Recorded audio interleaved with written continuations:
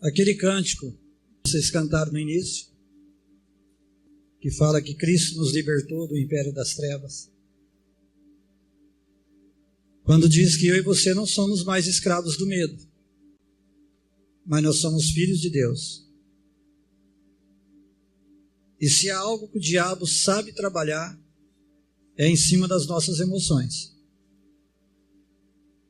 Porque ele destruiu 3 mundos. Então ele conhece o homem. Como mexer com o homem. Ele sabe como atacar eu e você. Na época do Velho Testamento, assim que Adão caiu, um pouco antes, Adão tinha tudo o que ele precisava. O Éden era como que uma redoma. E a presença de Deus ali estabelecia uma condição para o homem. E o diabo não podia fazer nada contra o homem. Só que isso não impedia ele de tentar fazer. Mas enquanto o homem estivesse debaixo da aliança que ele tinha com Deus, o Éden era aquele local onde ele comungava com o Pai. Então tudo que Adão precisava ele tinha. Era o tempo todo à disposição dele. Ele tinha paz, ele tinha alegria, ele tinha saúde, ele era suprido, toda a provisão que ele precisava, ele tinha autoridade, ele que mandava em tudo ali.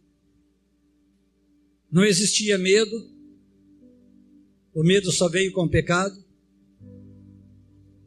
não havia tormento, não havia pressões,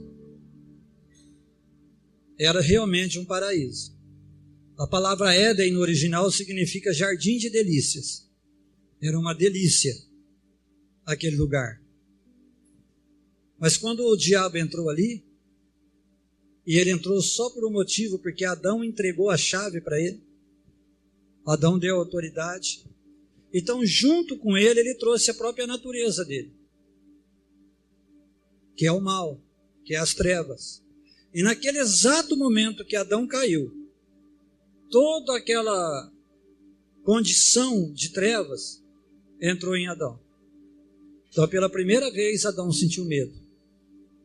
Pela primeira vez ele perdeu a paz. Porque primeiro que ele se escondeu. E ele se escondeu porque ele não estava bem por dentro. Pela primeira vez ele se sentiu longe da presença. Pela primeira vez ele se sentiu desprovido. Porque a glória tinha se retirado. E aquilo era o início. Porque a descendência de Adão foi recebendo essa condição. E ela veio cada vez roubando mais a ideia de Deus do homem. Cada vez mais o homem foi perdendo aquela ideia da presença. Até chegar nos dias que eu e você está vendo como o mundo está. Então Deus precisava mudar aquela condição. Embora Adão fosse criado à imagem e semelhança de Deus, ele não era filho de Deus. Era a criação de Deus. Mas quando Jesus veio, pela primeira vez o homem viu alguém chamar Deus de Pai. Então Jesus falava: Deus é meu Pai. O Filho está no Pai, o Pai está no Filho. E quando ele falava isso para os judeus falavam: ele é louco, ele tem demônio. Porque os judeus, eles tinham toda aquela condição da lei, centenas e centenas de mandamentos, para poder tentar se aproximar de Deus. E eles não podiam chamar Deus de Pai. Isso era totalmente contra aquilo que foi estabelecido nos mandamentos. Por isso eles chamavam Jesus de louco. Mas Jesus estava mostrando como seria a nossa comunhão com o Pai. Como que seriam os nossos dias. Então quando Jesus veio, ele precisava devolver tudo aquilo que o diabo roubou de nós, através de Adão. Jesus veio para mudar uma condição dentro de nós. Então, quando você aceitou Jesus, e eu aceitei, tudo mudou. Mas nós não entendemos que tudo mudou. Porque nós temos uma alma. E a alma, ela não entende Deus. Ela não entende as coisas de Deus. Ela reluta, porque ela foi desde lá, de quando nós éramos bebê, treinada por uma natureza errônea. Você entende? É uma alma que está em trevas. É uma alma que não entende a luz, que são os nossos sentidos.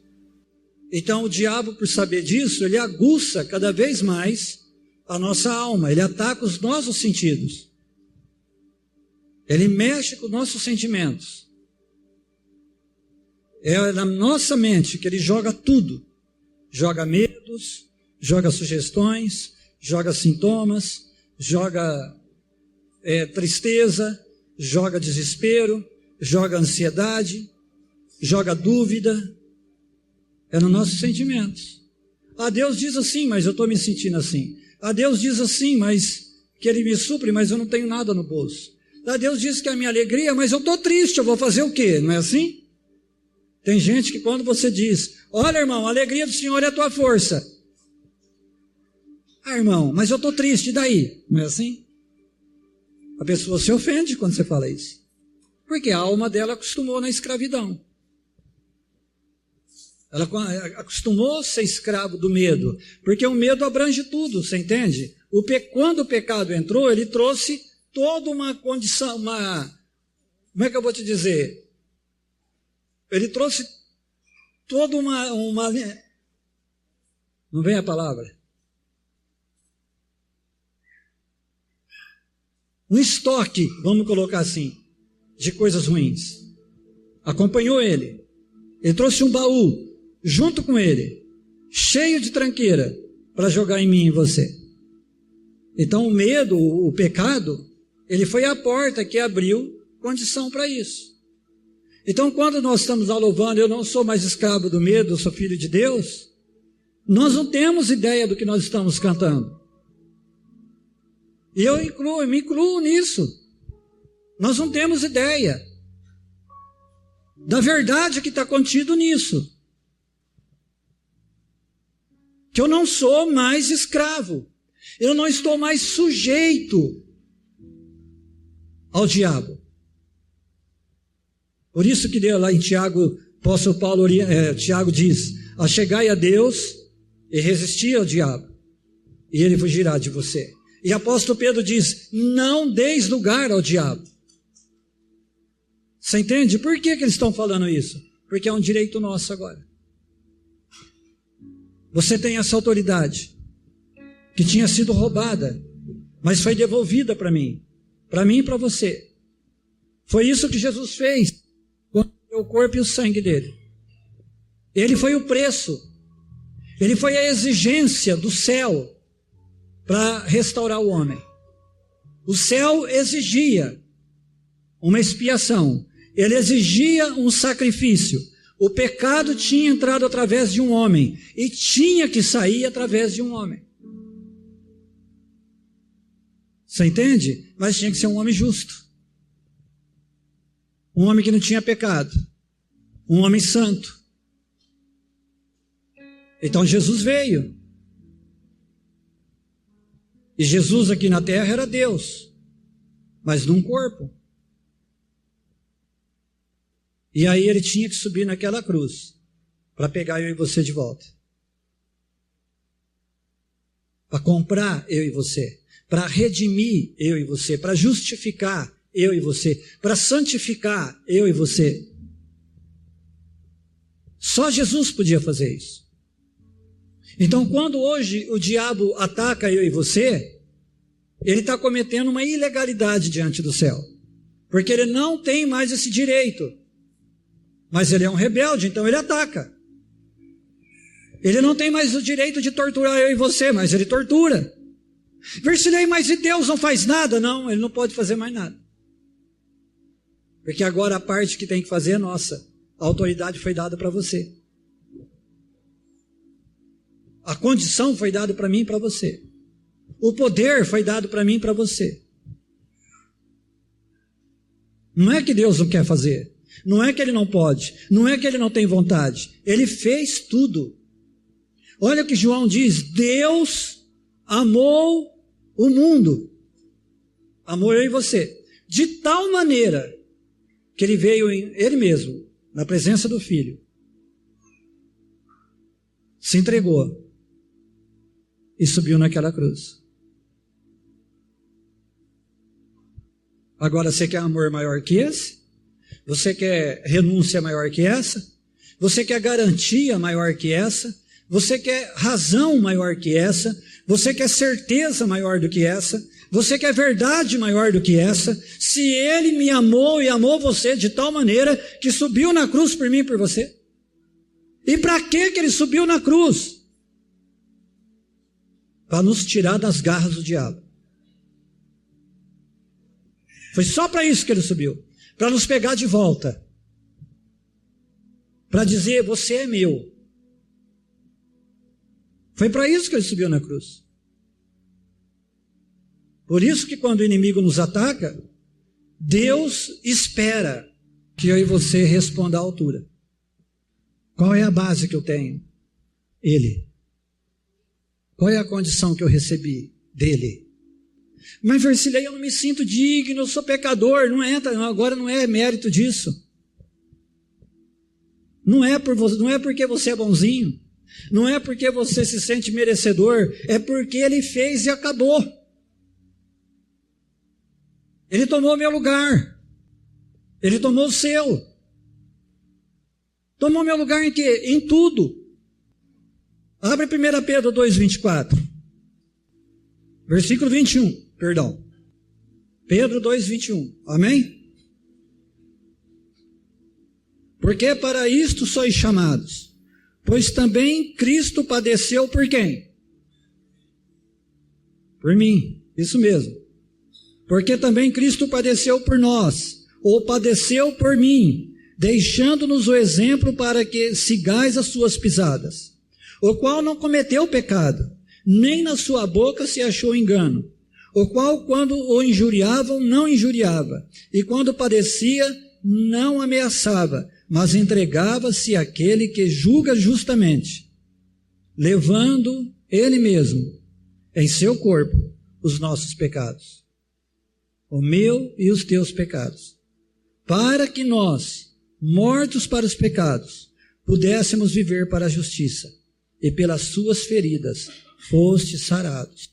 Fomos sarados. Então Ele sofreu, Ele levou o nosso pecado, Ele levou toda a ofensa que havia contra nós sobre Ele. Ele parou através dos sofrimentos dEle.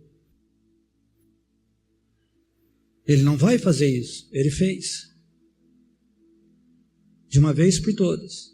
Abre Colossenses. Amém? Capítulo 2. Versículo 14. Havendo riscado a cédula, que era contra quem? Contra quem? Fala, contra mim. Que cédula era essa? A condenação. Que era contra nós, nas suas ordenanças, a qual de alguma maneira nos era contrária, e atirou do meio de nós, cravando-a onde? E despojando os principados e potestades, os expôs publicamente, e deles triunfou em si mesmo.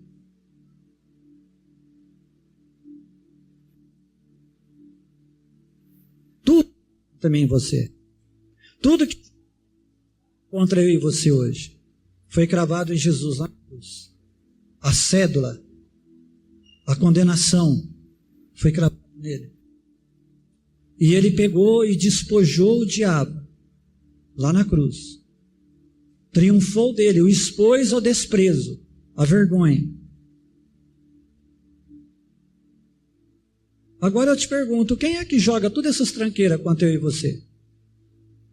Quem que você levanta e joga angústia em você? Joga tristeza, joga sentimento de derrota, joga medos, joga pensamento errado, joga tormento, joga sintoma de doença, joga doença, tenta jogar miséria. Quem você acha que é? Você acha que é Deus? Você acha que Deus quer ver você sofrer? É o teu adversário. Ele é um louco. Ele não te reconhece.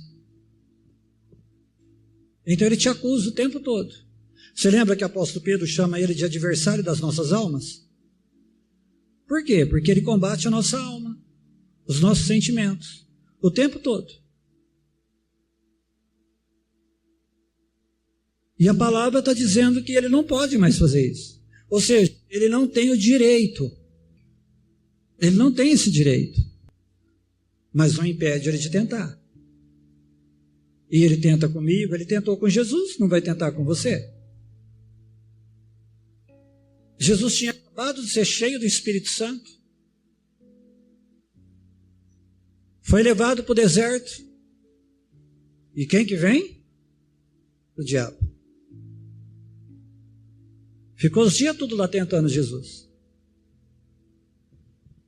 Aí no 40º dia ele se apresentou. Deus não desceu numa chama de fogo lá. Deus não mandou os anjos para lutar com o diabo por Jesus. Foi Jesus que respondeu a ele. E como que Jesus respondeu? O direito que ele tinha, a palavra. E ele disse, está escrito, Satanás.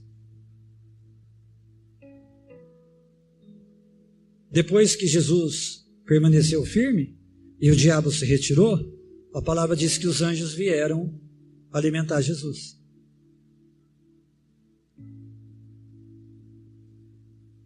Então, todo culto a gente toma ceia. E nós não conseguimos entender isso no nosso coração. Às vezes a gente entende um pouquinho. Mas nós não temos ideia da profundidade disso. Do poder que há nisso. De eu entender o que Jesus fez por mim. Que Ele me substituiu naquela cruz. Ele tomou o meu lugar.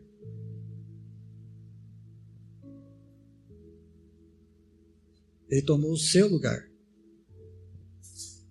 Lembra que a gente compartilhou esses dias atrás? Que eu não sou mais uma galinha. Eu sou um ganso. O diabo quer que você continue se comportando como galinha. Então ele vai tentando tudo. A única coisa que para ele é quando você se apoia no que Deus diz. Você para de se apoiar nos teus sentimentos, no que você acha, no que você ouve, no que você está vendo, e você procura ali, na aliança que ele fez com você, o que ele diz a teu respeito.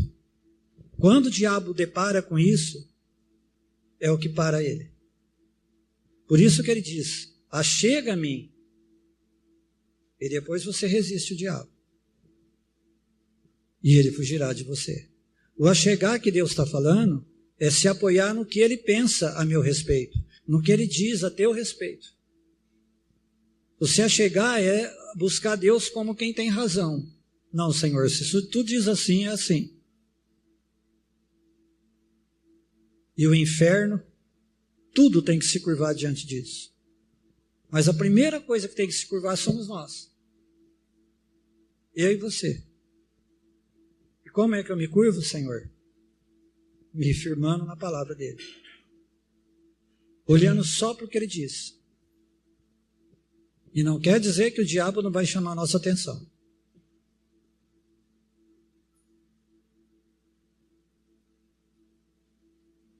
Há uns tempos atrás, eu tinha lido, mas depois eu vi postar uma frase do Kenneth Reagan, que ele fala: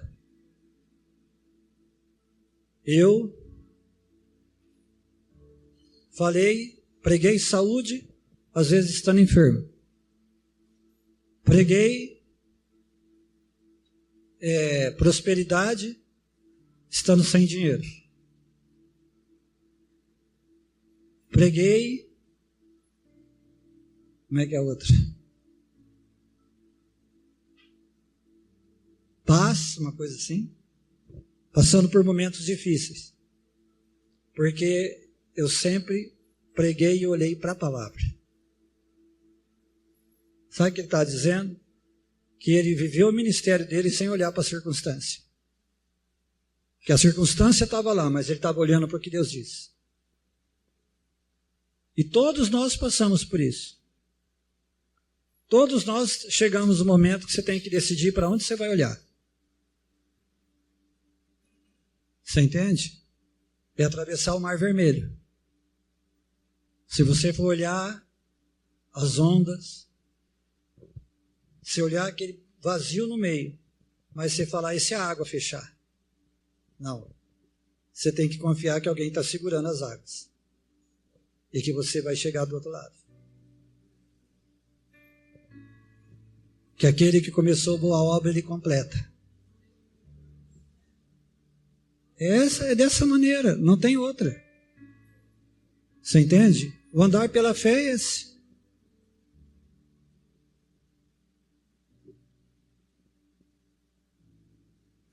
Você tem que olhar para ele. Faz o quê? Umas 3 semanas, né? Aquele negócio de Votuporanga, né? A gente... nós tínhamos reunião em Votuporanga e quando deu umas 3 horas da tarde, o inimigo veio com a pressão em mim. E aquela coisa ruim aqui, doía aqui, aquele mal-estar, aquele negócio. E aí eu estava esperando que a Dilma ia para ela ir dirigindo.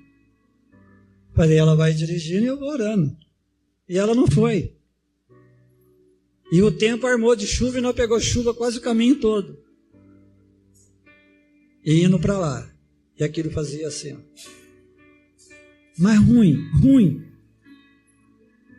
E a Lu e o Martim olhavam para mim e eles, tá tudo bem? Ela falava, tá tudo bem. Mas a coisa estava pegando. Tinha hora que dava vontade, o diabo falava, você não vai ministrar hoje. Ah, você não vai pegar. Para o carro aí, dá para o Martim dirigir. E eu falei, não, diabo, não vou dar. E quando nós chegamos lá, e a coisa pegou mesmo. E eles olhavam para mim, ela falou, eu achei que ia te dar um negócio lá. Porque estava feio na foto mesmo, irmão. Mal. E eu notava que os irmãos me olhavam diferente. E a gente foi compartilhando e foi. E aquela condição foi se retirando. E aí na volta estava um pouco ainda, mas estava bem leve. Quando chegou em casa, aquele inferno tinha ido embora. Eu jantei, fui dormir. Às vezes essas coisas querem ficar mais dias. Às vezes não vai embora num dia. Às vezes demora uma semana. Às vezes demora um mês. Às vezes demora um tempo mais. Mas não é porque ela tem direito de ficar. É até o momento que nós entendemos que nós não somos mais escravos daquilo. E o Espírito Santo, se você decidir ficar em Deus, ele vai estar o tempo todo com você te ajudando a subir aquele degrau. Ele não te desampara nunca, ele não te deixa nunca. Mas ele quer te levar para fora daquilo. Quando você está com um problema financeiro, é a mesma coisa. E você está lá, tu és quem supre a minha necessidade, mas você não tem nada no bolso. Eu passei por anos declarando isso, pregando sobre isso e não tinha.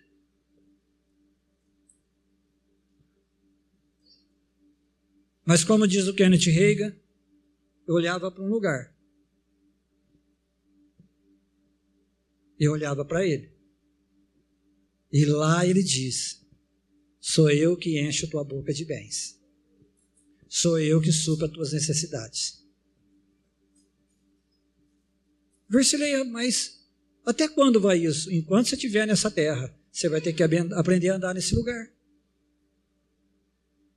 Por isso que Paulo falou, nós andamos por fé, não por vista. E aí o apóstolo Paulo dá o relatório dele, em naufrágios, em abundância, não tendo nada, dormindo em cavernas, no meio de feras. Mas em todas essas coisas, somos mais do que vencedores. Porque ele não olhava aquilo. Ele olhava o que estava além daquilo. Paulo só morreu porque chegou o tempo dele. O diabo não matou Paulo. Paulo se entregou. Paulo disse, cumpri minha carreira, não tenho mais nada para fazer nessa terra. Porque quando Deus elevou ele para o céu, no terceiro céu, Paulo falou, não sei se é melhor ficar lá ou aqui. Eu queria já ficar aqui. Mas eu tenho que terminar minha carreira lá. Não é que o diabo matou de Paulo a hora que quis, não. A hora que cumpriu o chamado dele.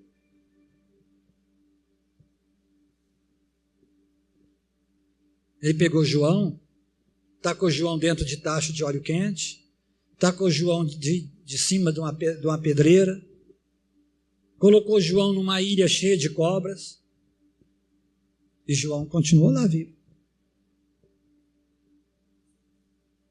O rei que tinha mandado prender João morreu.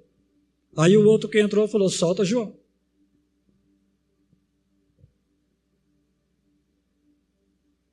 Não é o diabo que tem o controle. É Deus. É o que Deus diz. É o que Ele fala, meu respeito e o teu respeito. E Ele diz que nós somos mais do que vencedores. Que nós tudo podemos naquele que nos fortalece. Então há um lugar da confissão da palavra onde ela se torna vida dentro de nós. No começo, no início, é apenas uma declaração.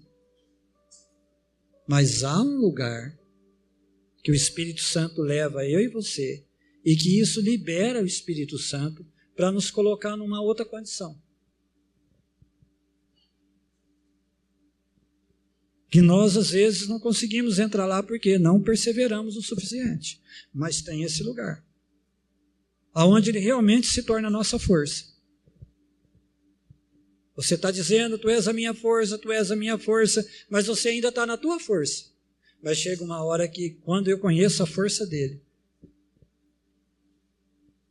é outro lugar.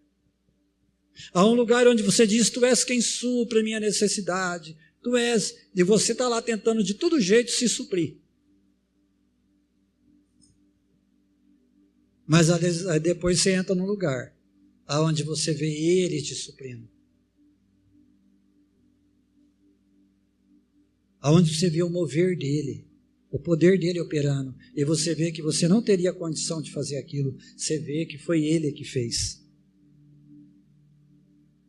Há um momento que você está confessando, a tua alegria é a minha força, e você declara, mas você está na tua força. E aí você fica perguntando, cadê a alegria? Mas você ainda está na tua força. Mas de repente ele te leva lá dentro da força dele. E a alegria vem. E você fala, Deus, que lugar é esse? Você declara que ele é a tua paz. Mas você procura a paz quando está tudo bem. Está com dinheiro no bolso, está tudo bem na família, está tudo bem no negócio. Ai, Deus é lindo. Não é assim? A hora que começa o louvor, você já está pulando antes. Deus é lindo. Ele é a minha paz. Mas essa paz que você está declarando não é a paz dele. É a paz que a tua alma entende como paz. Porque a paz dele é no meio do furacão. Está a tempestade e você está em paz. A paz dele é a hora que você não tinha motivo para estar rindo e você está rindo. Você não tinha motivo para estar louvando e adorando ele e você está. Você não tinha motivo para estar chorando na presença dele e você está. Porque é algo dentro de você, é uma satisfação, é algo que te preenche. Então esse é o lugar que ele quer que eu e você conheça. Esse é o lugar que Jesus chama de verdade, que ele diz que nos liberta. Você conhecerá a verdade. Ou seja, Jesus está falando, você vai me conhecer e a verdade te libertará. No capítulo 8 ele diz, você conhecerá a verdade, e a verdade te libertará. E se o Filho, que é a verdade, te libertar, você verdadeiramente será livre. No capítulo 14 ele declara mais ainda: eu sou o caminho e essa verdade e a vida, e ninguém vai ao Pai senão por mim. Então a hora que você me conhecer em cada área da tua vida, você será liberto das limitações que o diabo colocou.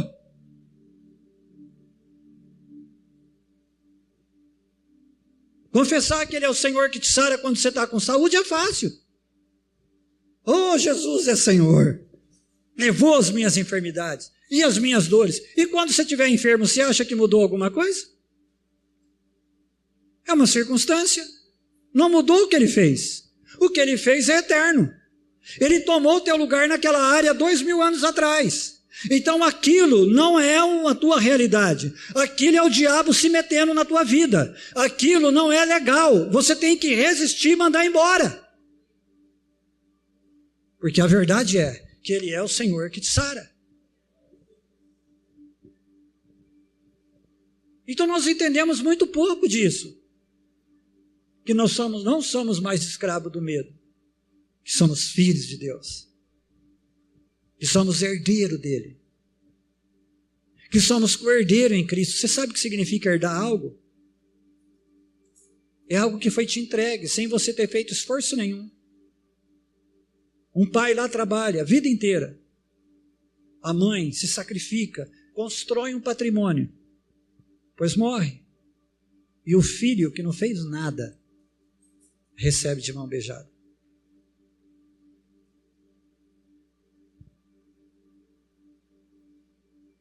Jesus veio, pagou o preço, trabalhou. E Isaías diz: e todo mundo verá o trabalho de suas mãos. Trabalhou. E deu de graça para mim e para você. Venceu o diabo. Venceu o pecado. Venceu tudo. E agora ele diz: reina, é teu. Então a nossa maior luta é submeter a nossa alma, os nossos sentidos, os nossos sentimentos ao que Deus diz. Então quando você está confessando, você acha que o teu maior problema é o diabo, não é? Nosso maior problema é deixar Deus nos convencer que o diabo não pode fazer aquilo. Que ele não tem direito mais. Que eu não sou propriedade dele mais. Que agora eu tenho um pai que pagou um alto preço para me ter como filho. E esse pai tem ciúmes de mim. E esse pai não tem acordo nenhum com o diabo. Você já notou que toda dúvida é aqui? Você está confessando e você quer ver a coisa, a prova. Deus, tu és quem supre a minha necessidade. Dali 5 minutos você liga lá no banco. Saldo está negativo. Aí você vai lá e passa mais uma semana. Muito obrigado. Tu és quem me supre, tu és o meu pastor e nada me faltará. Você vai lá, está negativo. Aí dali a pouco você já começa a pegar carona nas ideias. Aí eu acho que Deus vai mandar alguém para vir aqui. Aquele irmão da igreja lá, que é bem financeiramente, de repente ele vai me trazer uma oferta. Bom, eu vou trabalhar hoje, de repente meu patrão me dá um prêmio, me dá uma gratificação, e aí nada acontece. E aí na tua mente vem: Deus não está me ouvindo, Deus não está fazendo nada. Mas você não está dizendo que é Ele que supre? Então você não tem que se preocupar como Ele vai fazer, você tem que conseguir acreditar que Ele já fez. Essa é a diferença. A fé não é esperar que um dia Deus faça, a fé é ter certeza que Ele já fez. Você entende? Um dia Deus vai fazer isso. Eu já sou suprido. Ah, mas eu não me sinto perdoado, mas eu sou perdoado. Eu não me sinto justo, mas eu sou justo. Por que eu sou justo? Porque Jesus Cristo, que não conheceu o pecado, Deus o Pai o fez pecado no meu lugar, para que nele eu fosse feito a justiça de Deus. É por isso que você é justo. Porque ele tomou o teu lugar. Você entende a diferença? Por que o diabo ganha tanto espaço na nossa vida? Porque nós estamos querendo ver evidência. Nós estamos querendo sentir alguma coisa. E Deus não está falando isso. O apóstolo Paulo diz, nós andamos por fé e não por vista. E não pelo que estamos vendo.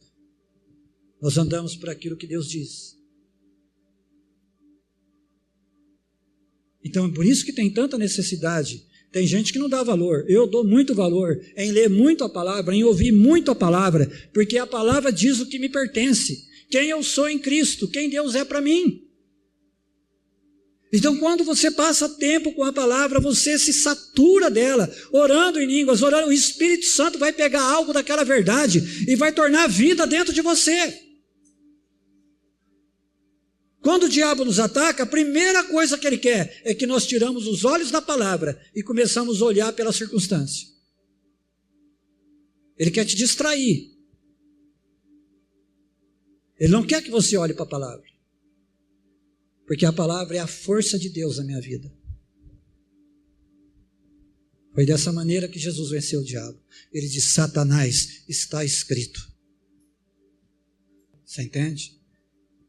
Versilei, está escrito. Prega para você mesmo. Está escrito. Agora isso, Versilei, mas por que Deus permite isso? Para você se tornar cada vez mais livre. Porque quanto mais vivo fica a verdade em mim, mais livre eu fico. Jesus disse, você conhecerá a verdade, quanto mais você conhecer essa verdade, mais livre você ficará.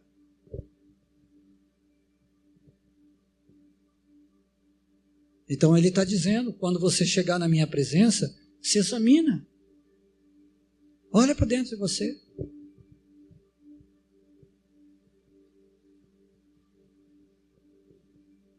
Não é só o dia da ceia, todo dia eu tenho que me examinar. Como?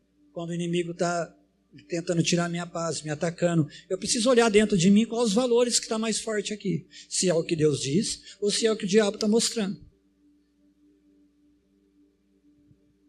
Porque ele vem mesmo. O tempo todo, contei você. Há uma passagem, capítulo 4, versículo 20. Amém? Filho meu, atenta para as minhas palavras. As minhas razões inclina o teu ouvido. É Deus falando aqui. Ele está dizendo, meu filho, Versilei, atenta para a minha palavra. Para a minha razão, inclina o teu ouvido, ou seja, se submeta, admita que eu tenho razão. Mas ele continua. Não as deixes apartar-se dos teus olhos. Guarda-as no meio do teu coração. Por quê? Porque são vida para os que a acham e são remédio para o teu corpo. Sobre tudo o que se deve guardar. Guarda o quê? O teu coração. Porque dele procedem as saídas da vida. Preserva o teu espírito, o teu homem interior em comunhão comigo. Guarda ele na minha presença. É isso que ele está falando. Desvia de ti a tortuosidade da boca e alonga de ti a perversidade dos lábios. Muda a tua confissão. Você pode ficar confessando 3 horas. Tu és quem supre a minha necessidade. Nada me faltará. E aí alguém chega e fala, e aí como é que está? Não está bom não. Irmão, se anulou tudo que você confessou. Tudo, Versilei, tudo.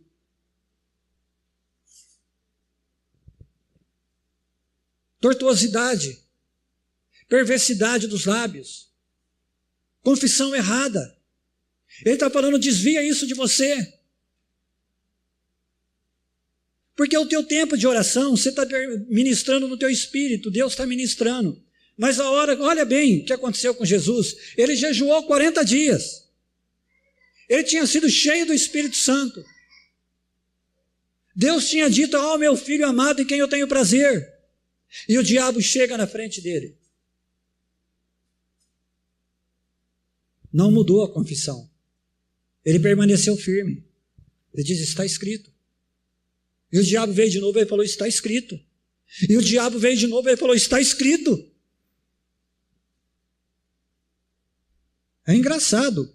Quando você começa a buscar Deus, em termos de alguma área que você está determinando a palavra, parece que tem vidente. Você tromba com alguém e já fala tudo o contrário do que você está confessando. Questiona. Nossa, como é que você está? Parece que você não está bem. Parece que você está triste. Você ficou lá 2 horas, a alegria do Senhor é minha força. Ô Senhor, Tu és o meu prazer, Tu és a minha delícia. E lá chega um e fala, nossa, mas parece que você está triste. Estou triste não, a alegria do Senhor é a minha força. Mas parece não, não parece não, eu estou muito bem, graças a Deus. Essa tinha que ser a tua condição.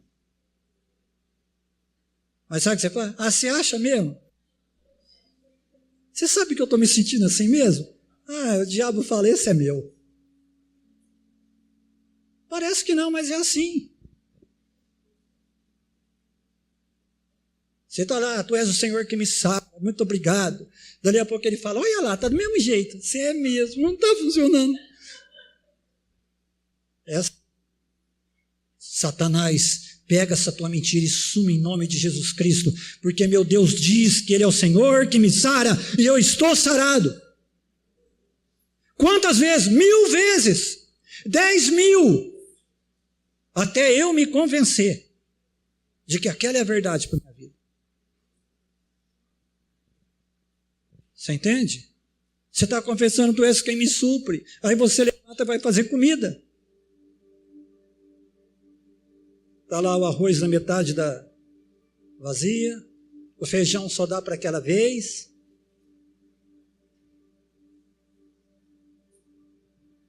Vai ver mistura ovo. E eu gosto muito de ovo. Mas tem gente que fala que ovo não é mistura. Eu quero ver você com fome. Você vai ver, não vai ser mistura, vai ser um caviar para você. Na hora da fome, meu irmão. Eu lembro quando eu era moleque, namorava lá num bar, na Boa Vista, lá embaixo. E naquela época, todas aquelas casas, ali que falar cortiço, né? Aquelas casinhas.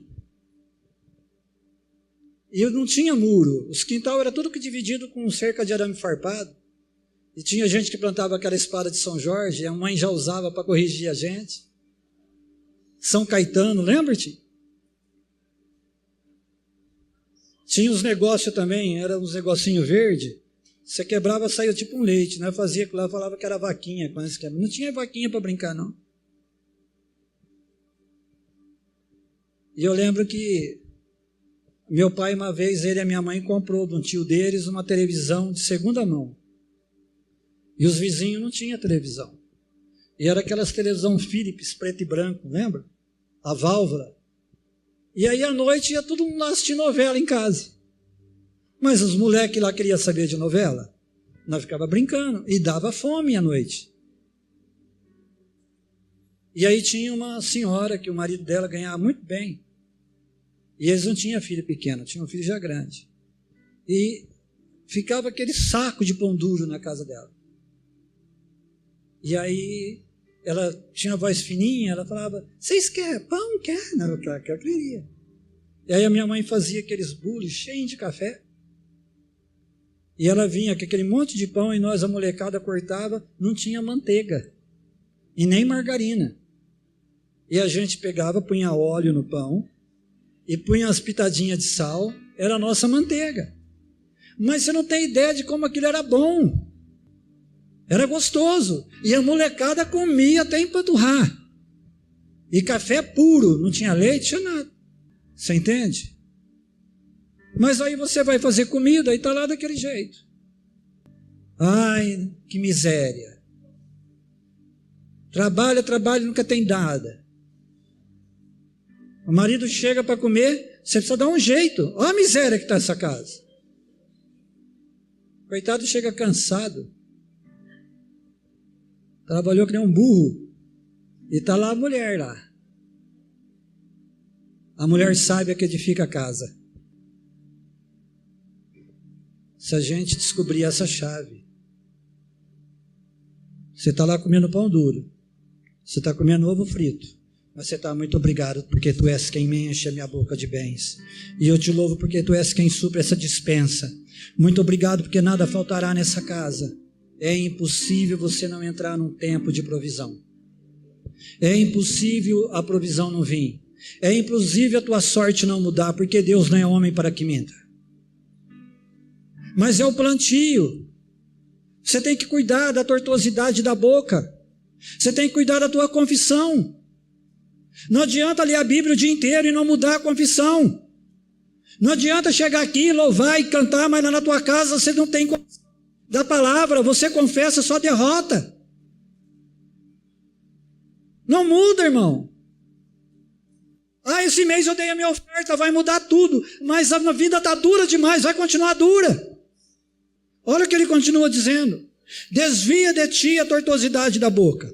Alonga de ti a perversidade dos lábios. Os teus olhos olhem direitos e as tuas pálpebras olhem diretamente diante de ti. Pondera a vereda os caminhos de teus pés. E todos os teus caminhos sejam bem ordenados. Por quem? Pela palavra. Não declines nem para a direita nem para a esquerda. Retira o teu pé do mal. É você que retira. É você que não fica pisando na derrota. Retira. Lembra que Deus disse para Caleb e para Josué? A terra que você pisou é tua. Qual a terra que eles pisaram? A promessa. Eles creram na palavra de Deus, e Deus diz, isso é teu, ninguém pode tirar isso de você. A palavra que você pisa, a revelação de Deus, que você firma a tua vida nela, nem o diabo, nem ninguém pode tirar de você. É teu. Mas a confissão não é só a hora que eu estou no quarto, não é só a hora que eu estou na igreja, é em todo o tempo. Ele diz, medita nessa palavra de dia e de noite. E você será como árvore, plantada junto a ribeiros de águas, que as folhas não caem, não murcham nem caem, que dá o seu fruto no tempo certo, e tudo quanto fizer prosperará. Então eu tenho que estar com essa palavra. O diabo está mostrando o contrário, mas eu estou olhando para a palavra. O diabo está mostrando o contrário, mas eu estou cuidando da minha confissão. Eu não estou falando o que ele quer ouvir, eu estou falando o que Deus disse. O tempo todo. Chega uma hora isso vira vida, explode dentro de você. Porque Jesus disse, você conhecerá a verdade e ela vai te libertar. Você vai conhecer a minha razão na tua vida. Quem eu sou para você.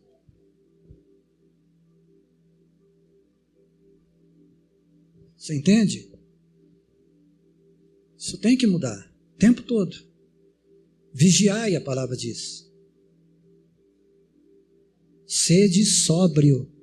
O diabo, vosso adversário, anda ao derredor, procurando quem possa tragar. Resistir-lhe firme na fé.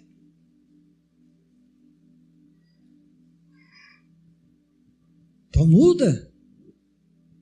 Para de deixar a tua mente ficar vagando.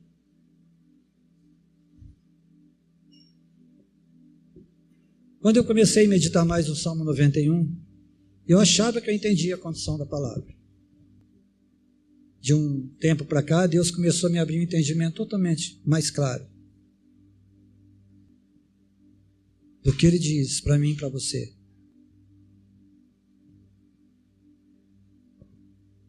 Ele vai tentar. O diabo. Mas eu tenho que estar me enchendo o tempo todo com essa palavra. Eu tenho que me embriagar com ela de tal maneira que eu não enxergo outra coisa, não penso outra coisa. Ela é o fundamento, ela se torna a vida dentro de mim. É isso que me transporta para fora da derrota do diabo. É um lugar nele. Imagine o poder da palavra quando aqueles 3 jovens entraram naquela fornalha de fogo. E diz que nem o cabelo cheirou queimado, nem as roupas tinham cheiro de queimado. Mas a palavra estava junto com eles lá. Então há um lugar nele. Então medita nessa palavra. Amém?